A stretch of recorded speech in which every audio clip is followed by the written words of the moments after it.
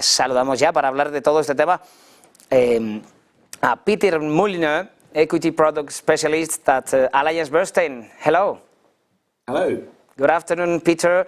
What factors have driven the outperformance of European equity markets compared to the US, and how sustainable is this trend? Well, European equities this year have outperformed the US by about 15%, but that's compared to a 300% underperformance over the last 15 years. The outperformance that we've seen this year can be attributed to a few factors driven by this valuation discount that we've seen between US and European equities. It peaked at about 40%. Long term, it's been about 20%, and it's now reverted to about 32%. So there's plenty more to come. We've also seen much lower ownership levels of European equities. So much capital has been pumped into US equities. That's really unsustainable in the long term. It's a trend that almost has to reverse. And ultimately, earnings for European companies have been quite resilient. Recent developments like the German fiscal stimulus, which we'll talk about later, a possible ceasefire in Ukraine, and the softer euro have also contributed to the outperformance. But if we think about sectors that those have outperformed within Europe this year, they've been banks, telecoms, insurance, industrials, utilities, which are highly skewed towards value. So it feels like quite a tactical move at the moment, with investors just seeking to make a beta call on Europe and looking to close the gap in valuation terms. So really the sustainability of this trend depends on these continued positive catalysts like the fiscal stimulus, earnings growth, and geopolitical stability as well. We have been, Peter, we have been seeing winnings right now in the US stocks, but what do you think are the potential impacts of tariffs in the European equities? Sure. It seems to be that there's some consensus that if you take 10% tariffs, if those are enacted with certain concessions, then the impact on European earnings could be around 1%. And that's going to be really quite challenging for many European companies. And there's ongoing policy uncertainty, which really doesn't help sentiment. But we're not sure how the impact on actual activities will be. If we look at some of the sectors that will be particularly affected, medtech, autos, retail, semis, and luxury. And it's creating this almost decision paralysis among management, and then therefore more uncertainty. And of course, markets don't like uncertainty, and that's why we've seen so much volatility in the past weeks. But even though we're supposedly going to see some visibility later today, President Trump is still implying there'll be further deals to be done. So really what it could mean is that it's time to look at the more European-focused companies that could benefit from local factors, such as the German fiscal stimulus, for example. And what is the potential impact of the German fiscal stimulus? Well, we think it could be about an additional 2.2% of GDP spending on defense and infrastructure annually over the next decade.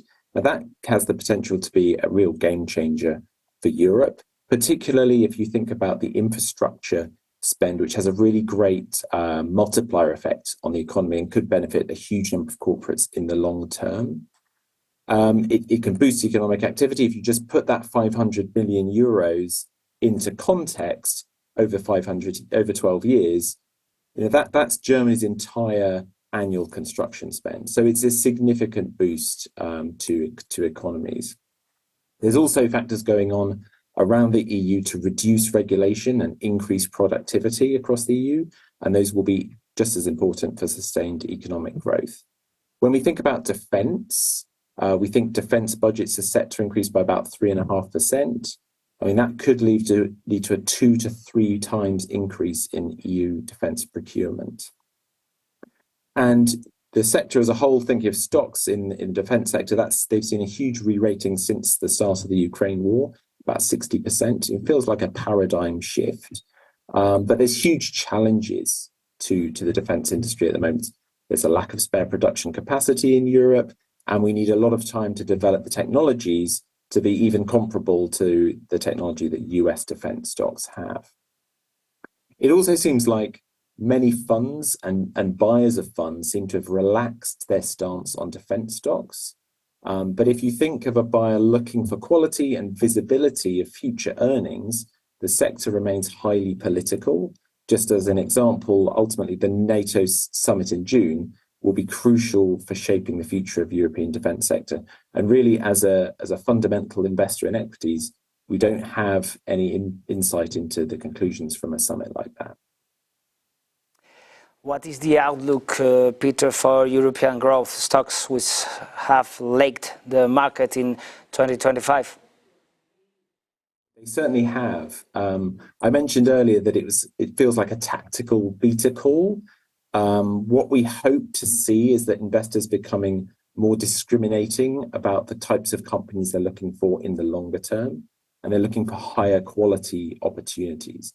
It's quite normal for quality growth strategies to underperform in the early stages of a recovery, and that's what it really feels like at the moment, as this huge valuation gap between Europe and the US has started to close. It's our fundamental belief that price returns are driven by earnings growth. So we take some comfort in looking at the outlook for earnings growth in Europe, and it's actually quite strong and closer to many US companies than you might think. That's certainly echoed in what we're hearing from European companies. It's a complete reversal of what we heard 6 months ago. Most corporates are now more positive on the EU. It's a sentiment feeling at the moment, but we look forward to that changing into actual activity at the corporate level.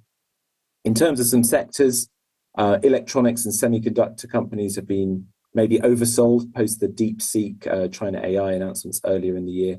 And aerospace is looking quite resilient. What we really like about aerospace is that the profitability of the company is driven by the aftermarket servicing of something like a jet engine. And what that gives you as an investor is long-term visibility into the revenue streams that these companies have. So to conclude, we're definitely seeing renewed interest in European equities, but it has been a rather frustrating quarter for those of us on the growth side. But we do take some comfort in the outlook and some reassurance from where we are in the style cycle. Peter Mullineux, equity product specialist at Alliance Bernstein. Thank you very much, as always. Thank you. Good afternoon.